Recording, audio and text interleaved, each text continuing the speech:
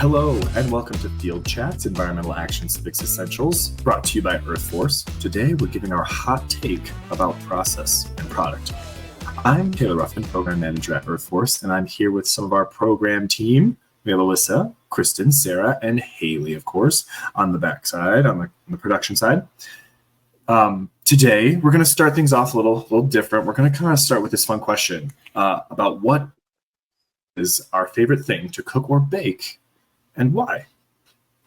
Mm-hmm. And so for me, I really like baking bread. It's so much fun. I really enjoy just trying my best every single time. Kristen, do you mind sharing what your favorite thing to cook or bake is? My favorite thing to cook, much more of a cook than a baker, is like a big stir fry with like whatever you got in the house. That's like my hidden talent, is just being able to take like any kind of combination of weird leftover ingredients and make it into something very tasty. Love that. Esther, what about you? We would be terrific roommates. Like it's like the it's like the kitchen sink, or like, you know what I mean? Like, what do you have? Like, let's see what you got. That is also like one of my favorite things to do, and really am definitely identify more as like someone who's like cooks than bakes. Like I'm a terrible baker because I have to follow. I don't have to, but you should if you want it to come out like the right consistency and all of that. With baking, it's like very much like first do this, then do this, these exact ingredients. And I'm like, I love cooking because you're like, oh, I have a little bit of this, let me try a little bit of this. It's more like creative than like this science. So yeah, I really like cooking, and I love, I've been doing a lot of like bowls recently with just like some really good sauce, like homemade sauces. So you can make anything taste good with a good sauce. Greek yogurt is a really fun thing to like mix in and make a little creamy too. That's cool. So Alyssa, how about you? I'm spoiled, and my husband does all of the baking and the cooking in our house generally. And so I do really like to cook and bake when I want to. And I recently am enjoying different variations of granola, making my own granola. So that's been really fun. Yeah. And like so way more about baking. Talk to us about why we're talking about baking, SJ. Yeah, so I love this topic, and it's totally a hot take, like process, product, like what is more important. And so I'm really excited to like have this hot take discussion with you guys, and then I hope you all are bringing it to your wherever you guys are and your colleagues, etc. So often we focus on the outcome of youth environmental action civic projects and those numbers of people impacted, the knowledge students gains, other kind of numerical or quantitative data.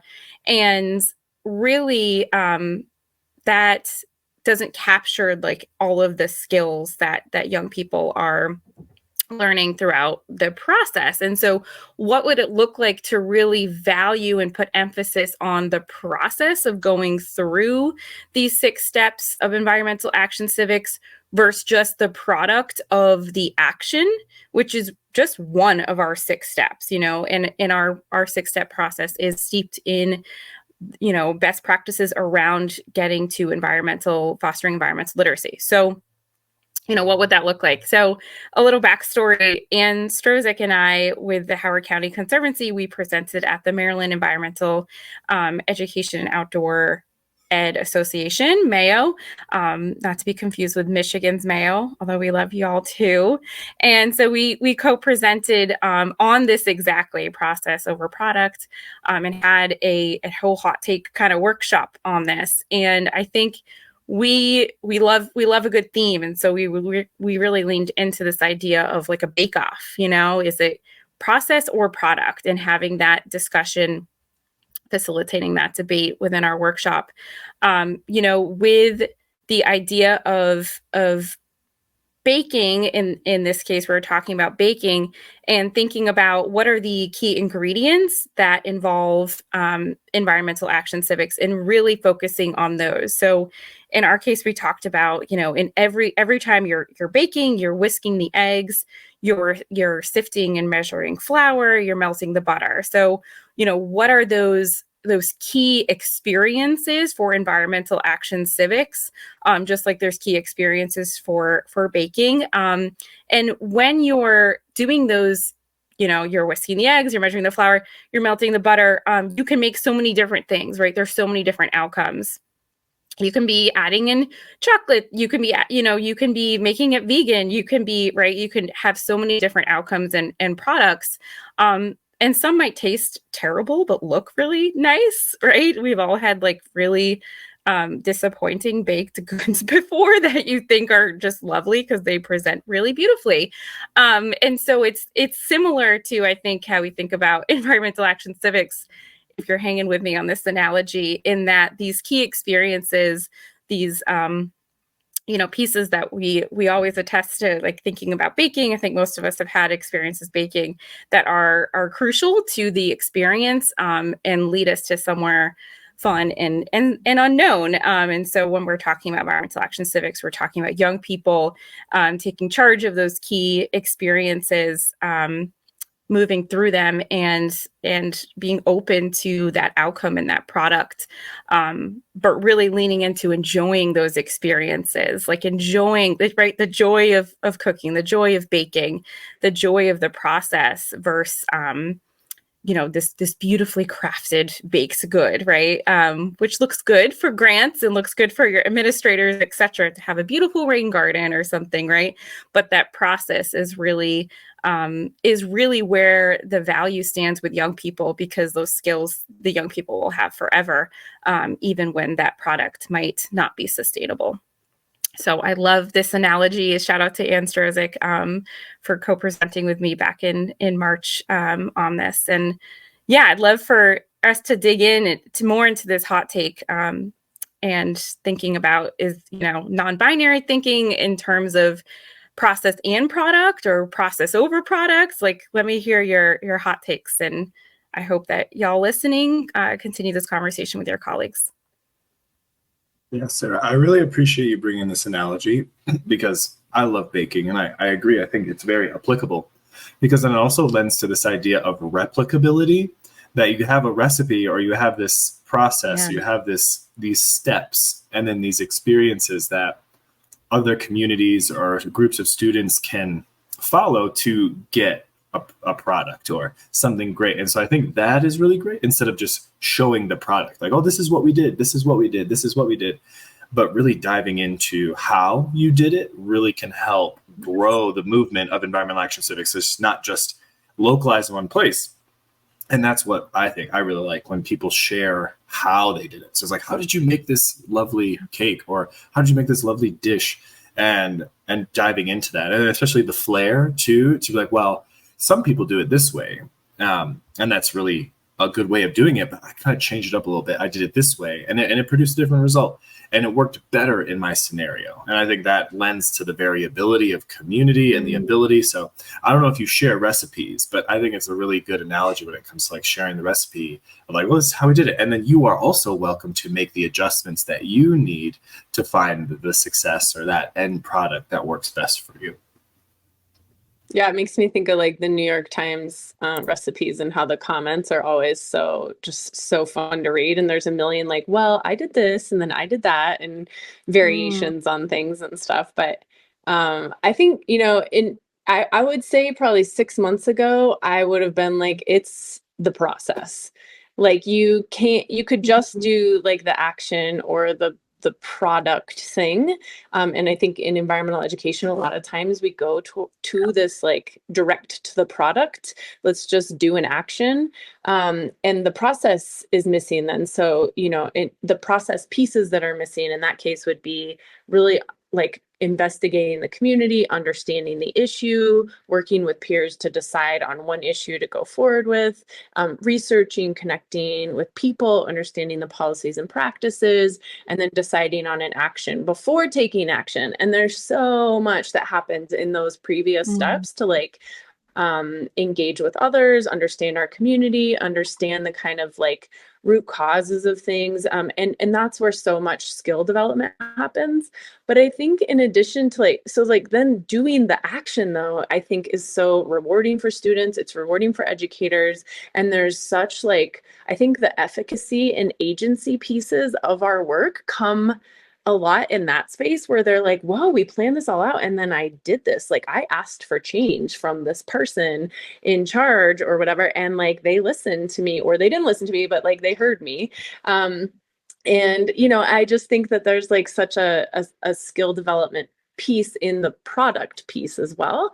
And then I think we've been talking a lot about like the community and like ripple aspects of the products, of the actions that happen, and not just what happens, you know, in skill development with young people, but with the adults, and then the actions they take. How are they impacting the community? Like when there's a new composting rule passed or policy or something, or there's, you know, something like that, like what is the effect on the community over the long term?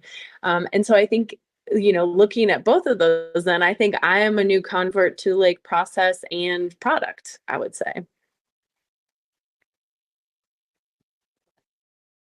Yeah, and then just to bring it back around to our 3 key experiences, which we've been kind of alluding to throughout this, and I'll just refresh the listeners and everyone on what they are. They are that youth decide an issue lived in their lived experience, that young folks help co-create their learning environment and are taking part in responsibility and decision-making. And then that last one, which Alyssa, you just spoke to, which was that youth are engaging with community power structures and making that ask for change. When we're going through a training, I always start with these 3 key experiences before we even touch step 1 or step 0 of the Earth Force process, because they're really like the foundation of getting into an environmental action civics experience on the whole for our students. And when I think about this with this cooking analogy, a lot of times folks who are new to EAC will kind of fixate on specific things like, I didn't, you know, facilitate the root cause tree activity just right, or I did it in step 1 instead of step 3. That's a whole other conversation we just had. But I'll have those folks zoom out just a little bit and say, okay, so maybe you didn't facilitate this just right, exactly to the recipe, but did you have students co-creating their learning environment? If so, yes, absolutely. And it still gets at the heart of what we're really trying to do and build those skills in our young folks. So my hot take is that I'm also at the middle ground. Process and. Yeah, we were saying earlier with this cooking analogy, SJ was saying like, okay, well, did you mix the eggs? Did you add the flour, add the butter? And those are all very like concrete action steps, whereas my interpretation of it is take it a little bit more abstract. It's, well, did you have fun while you were cooking? Did you learn a little bit about cooking? Did you like maybe learn a technique from a friend? Like, were those qualitative pieces there of the, say, essential experiences in your cooking process? That's cool. Yeah, I thank you, Kristen. And I just wanted to say one more point around this analogy. I think about, to your point about like enjoying the process and the people that joined you in it. You know, when you think about cooking, like, and you're doing with friends around a big table, like, right, like the food always tastes better, etc. And like it's so fun. I love like just making a mess. But the reality of that is, you know, this iterative nature of the process that mirrors real world problem solving and helps students to become adaptable and resilient. So, you know, for example, and this happens all the time, that students, the action that they're taking, like in step 5, it you know, they're asking for a change, and very well they could get a no. And so does that mean that their whole experience is a failure, right? So I think by valuing the process, by valuing the joy, by valuing the experiences and the skills, and the self-growth and celebrating inherently, if you're valuing the process, you're going to value growth mindset.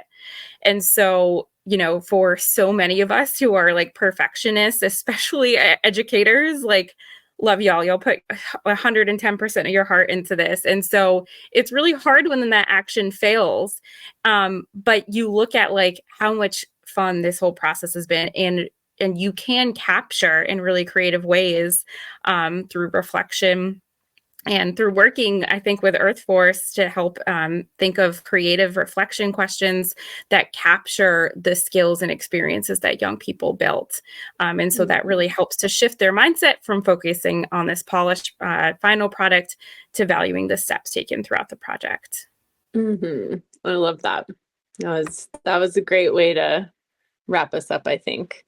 So, all right, that's our hot take. I feel like we come in at the space of like, man, these things are both really important, and like really shining a light on like how important the process is alongside the product, right? That like that process is so valuable and what it brings to skills and such. So should I wrap us up, or any like closing comments or anything? You guys good? Any other hot takes need to be said?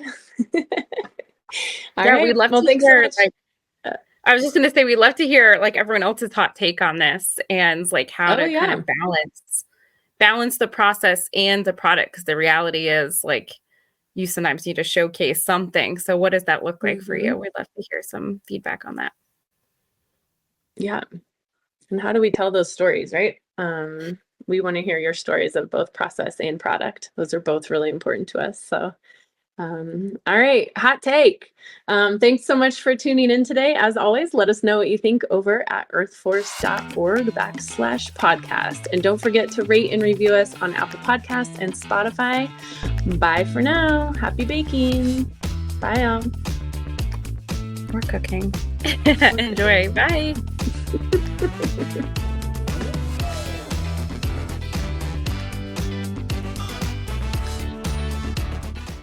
Today we're talking about how to get started with environmental civics when it might just be you. Nope, we're not talking about that. Okay, we're talking. Sorry, I'm reading the teleprompter. Total denial. I know it's not the right. It was like copied over, and then it's What are we talking? We're talking about process versus product.